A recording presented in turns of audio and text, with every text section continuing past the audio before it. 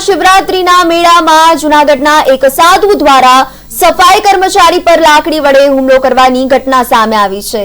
जे घटनाने पगले सफाई कर्मचारीओ Bhavnath police station पहोंच्या हता ने आ अंगे जाणवा मळती माहिती अनुसार रिटायर्ड काम करनार दामजीभाई महाशिवरात्रिना दिवसे भवनाथ जोनल ऑफिस पासेथी पसार थई रह्या हता त्यारे एक साधु एक बाळकने हैरान परेशान करतो हतो ત્યારે સફાઈ કામદાર દ્વારા બાબા આવું ન કરો કહેતા સાધુને ગુસ્સો આવતા સફાઈ કર્મચારી પર લાકડી વડે હુમલો કર્યો હતો।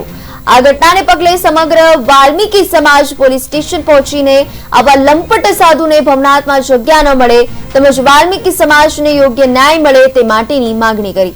જો આગામી સમયમાં આવા લંપટ સાધુને 24 કલાકમાં સજા નહીં થાય તો જૂનાગઢ સહિત ગુજરાતની સફાઈ બંધ કરવાની સાથે સાથે ઉગ્ર આંદોલનની પણ ચીમકી ઉચ્ચારવામાં આવી।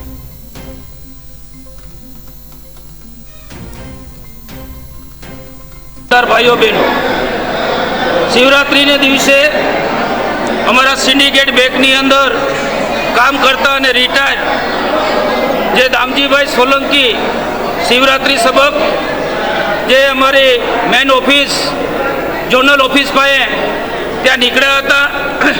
एक ढोंगी साधु एक छोकरा ने लाकड़ी मारतो तो अने गळे टूको देतो तो एमने जीव दया आवी અને દામજીભાઈ સોલંકીએ એ સાધુને કીધું કે બાબા એ મત કરો તો સાધુને કંઈ અણગમતું લાગ્યું અને સીધા અમારા વાલ્મીકી સમાજના જે દામજીભાઈ સોલંકી ઉપર લાકડી વડે હુમલો કર્યો। એમની લાકડી ન પકડે તો અમારા દામજીભાઈ અત્યારે ભગવાનના પ્યારા થઈ ગયા હોત। આગામી આ સાધુની ધરપકડ કરવામાં નહીં આવે તો આગામી અમારો કાર્યક્રમ ઉગ્ર હશે અને આખા ગુજરાતની સફાઈ બંધ કરવામાં આવશે।